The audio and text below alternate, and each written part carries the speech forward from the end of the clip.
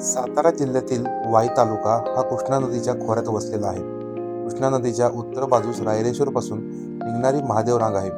सह्याद्रीच्या या उपरांगेतील एका शृंगावर पांडवगड नावाचा किल्ला बांधलेला आहे. शिलाहार राजा भोज याने सातारा जिल्ह्यात जे काही दुर्ग बांधले त्यातला पांडवगड हा एक किल्ला आहे. नमस्कार, जय शिवराय. मी किल्लेदार स्वागत करतो आपल्या यूट्यूब चॅनलवरती. तर आज आपण खूप दिवसांनी ब्लॉग करतोय. कारण आहे की आज पाऊस चाळ्यातला पहिला ट्रेक आपण करतोय आणि आपण चाललोय पांडवगड किल्ल्यावर. कॅमेरामॅन आकाश सोबत मी नरेंद्र. चला पांडवगड.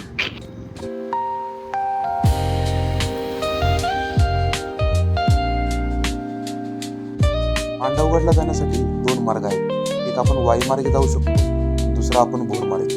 आपण जो मार्ग निवडला होता तो भोर मार्गे होता. भोर मधला नेकलेस पॉइंट बघून आपण पुढे भाटघर धरणा मार्गे भोरकडे निघालो. भोरमध्ये प्रवेश करतात छत्रपती शिवाजी महाराजांच्या अश्वारूढ पुतळ्याला मुजरा करून आपण पुढे मांढरदेवीच्या घाटाकडे निघालो. भोरमधूनच मांढरदेवीच्या घाटाला सुरुवात होते. घाट जर आपण बघितला तर अतिशय सुंदर आणि निसर्गरम्य असा घाट आहे. पावसाळा असल्याने घाटाने जणू अंगावरती हिरवी शालच ओढून घेतली असावी. आता आपण भोरमधून आतमध्ये शिरलो आणि मांढरदेवीचा जो घाट आहे त्या मांढरदेवीच्या घाटामध्ये आता आपण आलेलो आहे. सकाळपासून खूप पाऊस असल्यानं आपल्याला व्हिडिओ काढता नाही आला. आपण घरातून 6 वाजता निघलो होतो. पाऊस एवढा होता की समोरचं दिसत नव्हतं काय आणि व्हिडिओ पण काढता येत नव्हता. मोबाईल पण बाहेर घेता येत नव्हतं. आत्ता आम्ही घाटात आलो. पाऊस पूर्णपणे थांबलेला आहे, एकदम शांत झालेला आहे आणि हे जे वातावरण जे बघता एकदम सुंदर वातावरण झालेलं आहे पावसामुळे. जे समोर जे वर तुम्हाला दिसते हा मांढरदेवीचा घाट आहे. त्या डोंगरामध्ये ते धुकं पूर्ण ढग पूर्णपणे टेकलेलं आहे. त्या डोंगराला वातावरण एवढं भारी झालेलं आहे, तुम्ही सगळं बघू शकता.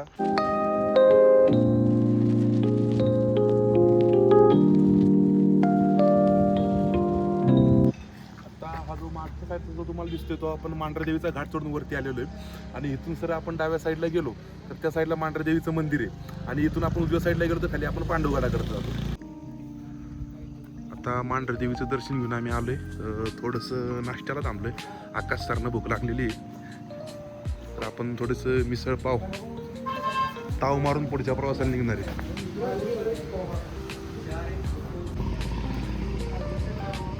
आकाश सर टेस्ट करा, सांगा मिसळ कशी आहे. एकदम उत्तम आहे.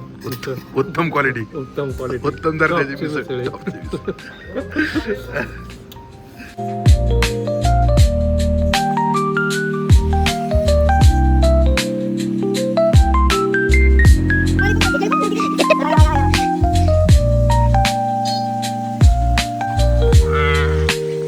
किधर जाएगा रे तू? ताकद बघितली त्याची. अरे मी काय म्हणते, मला मागून पकडा होता रे याला. मांढरदेव वाई या मार्गावर धावडी हे गाव आहे. पांडवगडला जाण्यासाठी दोन मार्ग सध्या प्रचलित आहेत. दक्षिणेकडील म्हणजे मेनवली मार्गे असलेला मार्ग खड्या चढायचा आहे, तर उत्तरेकडील धावडी गावाच्या हद्दीतून जाणारा मार्ग सोपा आहे.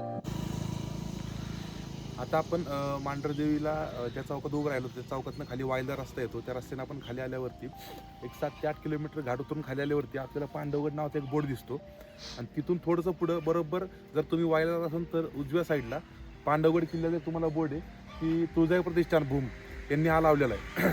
तर इथून आपण सरळ वरती जातोय पांडवगडाकडे. पांडवगड किल्ला हा महाराष्ट्रातील सातारा जिल्ह्यातील वाई तालुक्यात असलेला एक ऐतिहासिक दुर्ग आहे. समुद्र सपाटीपासून याची उंची सुमारे 4177 फूट इतकी आहे. महाभारतातील पांडवांनी येथे काही काळ निवास केला होता अशी आख्यायिका देखील आहे. बरोबर 10:30-10:20 आपण पायथ्याला पोचलो होतो आणि आता आपण चालायला सुरुवात केली. जसं आपण व्हिडिओ चालू केला दाखवलं की खाली एक 4-5 घरं आहे. त्या घरांपासून घराच्या बाजूने एक रोड येतो वरती आणि त्या वाटेने तर आपण आता आलो आहे. आणि ही जी माझ्या मागे दिसते वाट मळलेली चांगली वाट आहे. तिथून आता आपण वर जायचं आहे. गावकऱ्यांच्या म्हणण्यानुसार 1 तासाचा किल्ला आहे, पण आपण व्हिडिओ शूट करत चालतो आपल्याला 1.5-2 तास लागू शकतो. साधारणपणे इसवी सन 1178 ते 1193 या काळात राजा भोज यांनी हा किल्ला बांधला असावा. पुढे तो किल्ला आदिलशाहीत गेला. छत्रपती शिवाजी महाराजांनी 1673 मध्ये पुन्हा स्वराज्यात आणला. थोडं सपाट चालल्यानंतर आता एकदम उभं चढून आलेलं आहे. सगळा जीव पोटऱ्यांमध्ये आलाय. आधीच वाट निसरडी. नागमोडी रस्ता, नागमोडी वळण आहेत. पाय सावकाश चालवा. नाग नाही, तो बंट्यात नुसता म्हणतो घोर दिसला पाहिजे.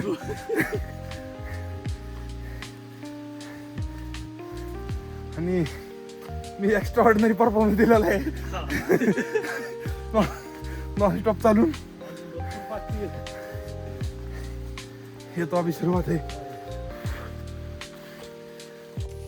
सरनोबत पिलाजी गोळे यांची नियुक्ती छत्रपती शिवाजी महाराजांनी गडकरी म्हणून केली होती.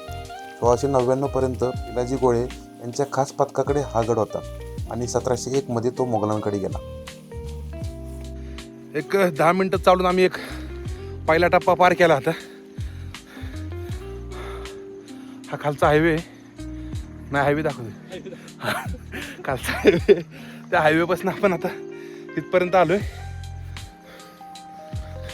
तर 10 मिनिटात आपण पहिल्या पॅचपर्यंत पोहोचलोय. अंदाजे अजून एक अर्धा तास लागेल वर जायला. आणि हा माझा आजचा पार्टनर आकाश. त्याला म्हणलं होतं तू पुढं चल, मला जास्त दम लागतो, मी हळू येईल. एवढा पुढे जातो की मला दिसत पण नाही. हाकेच्या अंतरावर. चला आहे का? हाय हाय. आता कड्याच्या पायऱ्या दिसायला लागल्यात. आणि अशा तऱ्हेने आम्ही आता दुसरा टप्पा पार केलेला आहे. बरोबर 10:22-10:25 आम्ही चालायला सुरुवात केली होती. आत्ता वाजले 11:09. म्हणजे एक 40 मिनिटामध्ये आम्ही बरोबर कड्यापाशी आलेलो आहे. मागं बघू शकता, ते समोर जे दिसतंय ते मांढरदेवीचा डोंगर आहे पूर्णपणे. आणि इकडं जो आपण जो हायवे, ज्या हायवेने आपण आलो मांढरदेवीपासून खाली, तो हायवे. आणि हे जे मागं आता आहे, ह्या पायऱ्या आपल्याला आकाडा चढायचा आहे आणि वरती आपण गडमाथ्यावरती पोहोचतोय.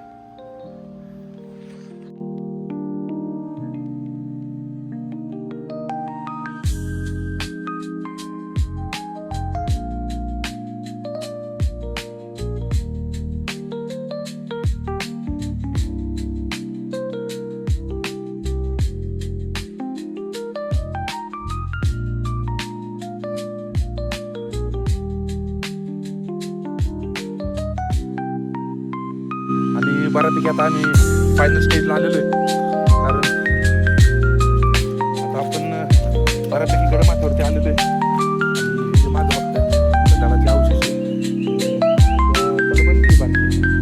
वरती काहीतरी वाड्याचा अवशेष किंवा काहीतरी असू शकतं. आता आपण गडमाथ्यावरती बऱ्यापैकी पोहोचलेलो आहे. आणि जे मी तुम्हाला खालून दाखवलं की मंदिरला काहीतरी दिसतं, तर ते मंदिर एक प्रायव्हेट प्रॉपर्टी आहे की जी मॅप्रो कंपनी दिलेली आहे. त्यांचं घर आहे. इथं दोन एक मुलं असतात की ते इथे एंट्री वगैरे करून घेतात. आणि इथून सर आता आपण चाललोय पुढे गुफेकडे.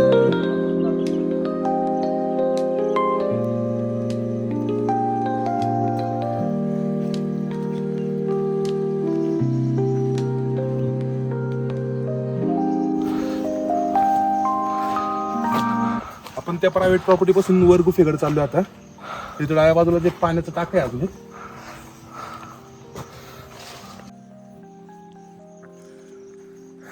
आता आपण पाण्याचं टाकं बघून परत चाललोय गुफेच्या मार्गाने. हा काय चालस का रे? हो, आलं आलं. मागच बस संपला विषय. अगदी थोडंच राहिले आता गुफेला जायचं. गुफा बघून आलो की परत आपल्याला तिथं प्रायव्हेट प्रॉपर्टी होती, तिथं परत यायचं आपल्याला. आणि तिथून मग वरती मंदिराकडे जायचं. प्रायव्हेट प्रॉपर्टी जी आहे ती मॅप्रो कंपनीकडे. की त्यांची थोडीफार इथे काहीतरी शेती वगैरे चालते त्या गडावरती. तर तो कोणी दिला, कसा दिला हे माहीत नाही, पण त्याची आपण माहिती काढू. आणि इथं अजून एक पाण्याचं टाकं लागलेलं आहे. हे पण कदाचित पाणी प्यायचंच असावं, कारण इथं पण पाईप सिस्टीम वगैरे केलेली आहे.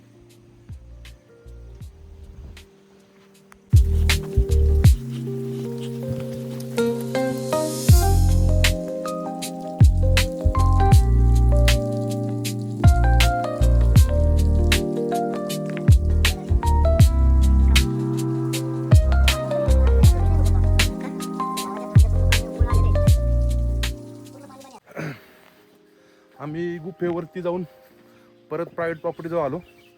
आणि तिथून जे पहिलं आपल्याला तळ दिसलं होतं त्या तळ्यापासून परत वर आलो. आणि इथं अजून एक छोटं टाक आहे पाण्याचं. आणि आता आपण एक 5 ते 10 मिनिटात वरती पोहोचतोय मंदिरामध्ये.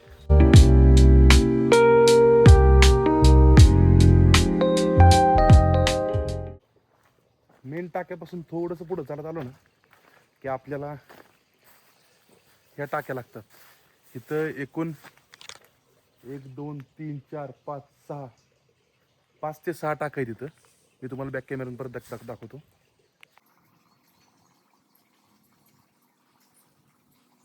हे टाकं बघतो इथं 6 ते 7 टाकी देखील. इथं खाली या पायऱ्या दगडी पायऱ्या केलेल्या आहेत. आणि इथून जर खाली बघितलं तर हे खांब खाली किती खोल असतील माहित नाही, पण त्याच्या आतमध्ये पण टाकी आहे मोठी पाण्याची टाकी. ही टाकी पूर्णपणे आतमध्ये आणि कदाचित हे प्यायचं पाणी असावं. पूर्ण झिरपून पाणी इथं आलेलं आहे. पाणी स्वच्छ आहे कारण खालीपर्यंत कमीत कमी 3 ते 4 फूट खांब असून आपल्याला दगडी खांबे खाली दिसत आहेत. थोडंसं झूम कर. आणि इथं आवाज बोलताना घुमतो याचा अर्थ हे खूप आतमध्ये खोलवर आहे. कारण ज्या टायमाला एखाद्या जागेला डीपनेस असतो किंवा खोलनेस असतो ना त्या टायमिंगला आपला आवाज घुमला जातो. आणि पाणी एकदम स्वच्छ आहे. जर तुम्ही बघितलं खांबाजवळ झूम करा एकदा तर खांब आपल्याला अजून 3 ते 4 फूट खाली दिसतोय आपल्याला पाण्यामध्ये पण.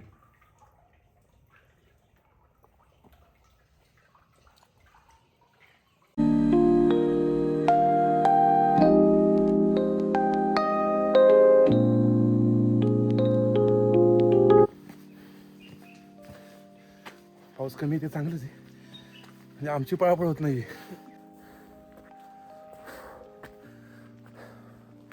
पण बऱ्यापैकी वर आलो. एक बुरुज दिसायला लागला आपल्याला. आणि इथं जे आहे ते दगडी वगैरे पडलेले आहेत ते बघू शकता तुम्ही. हे जे दगड आहेत ते मुख्य दरवाजाला बुरुजाजवळच्या दरवाजाला वापरले जातात. बघू शकता तुम्ही त्या दगडावरचं नक्षीकाम वगैरे. जो दरवाजाची महिरप असते त्या महिरपेचे अवशेष हे सगळे पूर्ण अस्ताव्यस्त पडलेलं आहे.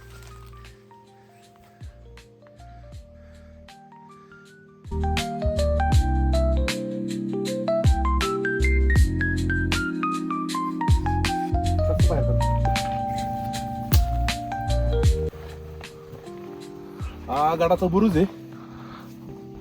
बघू शकता अख्खा बुरुज अजून साबूत आहे. त्याला कुठेही पडझड झालेली नाही, काही झालेलं नाही. पूर्ण आहे तसा बुरुज आहे. आणि त्याचं बांधकाम ही जुनं आहे. त्याच्यावरती नवीन बांधकाम काही झालेलं नाही. हा गडाचा मुख्य दरवाजा आहे. बघू शकता आहे तशी तटबंदी. इथं जो आहे तो दरवाजा आहे मेन. आणि हे जे दिसतंय थोडंसं पुढे हे दरवाजे लॉकिंग सिस्टीम म्हणजे जो आपण आडणा लावतो दरवाजाच्या बॅक साईडला ते. इथे खोबणी आणि इथे खोबणी ही खोल असते कारण जे लाकूड असतं की दरवाजाच्या मागे आपण लावतो ते पूर्णपणे आत जातं. आणि ज्या टायमाला आपण दरवाजा बंद करतो तर लाकूड जेव्हा आपण ओढतो तर त्याच्या आधारला ही तेवढी खोबणी असते. हा मुख्य दरवाजा आहे. ही जी महिरप कमान आहे.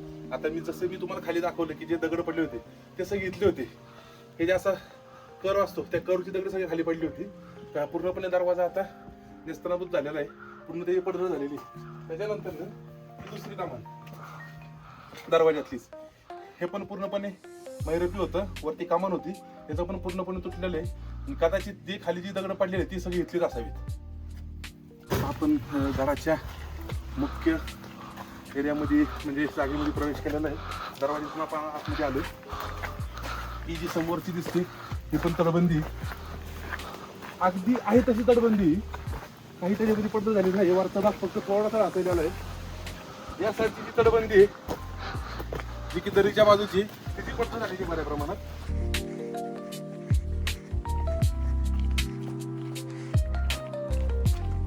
आपण मुख्य प्रवेशद्वारामधून आतमध्ये आलोय. आता आहे एक मंदिर आहे इथं.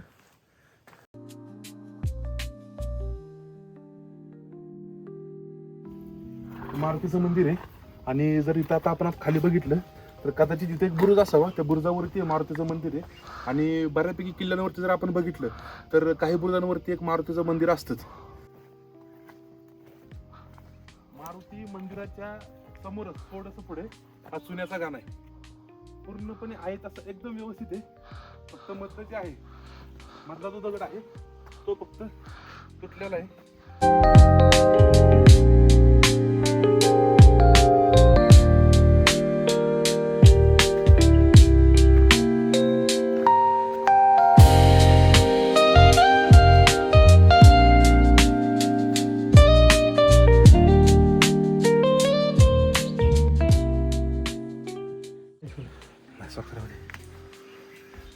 हे जे आहे हे पांडवजाई देवी, पांडवजाई माता गडदेवतेचं मंदिर आहे.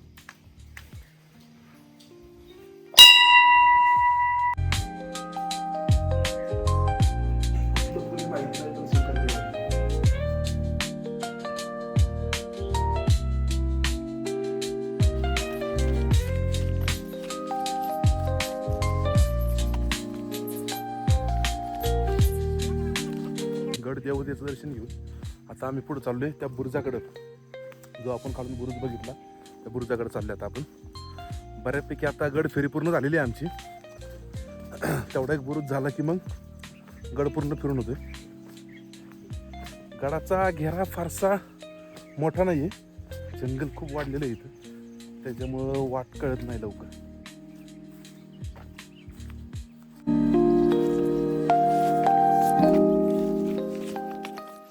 बऱ्यापैकी आम्ही आता बुरुजाच्या जवळ आलेलो आहे. आता इथून बऱ्यापैकी 3 ते 4 किल्ले दिसत आहेत. मग दाखवतो व्ह्यू तर एवढा खतरनाक आहे, एवढा खतरनाक आहे ना की तुम्ही पण बघा एकदा.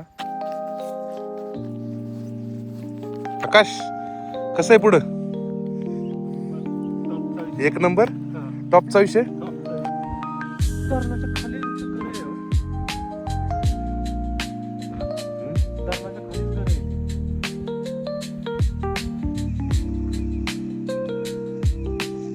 गडावरती चढायला आपल्याला 1 तास लागला. पूर्ण गड फिरायला आपल्याला 1 ते 1.5 तास लागला. पूर्णपणे गड फिरलाय आपण. आणि आता आपण परतीच्या प्रवासाला सुरुवात करतोय. चला निघूया आपल्या परतीच्या प्रवासाला.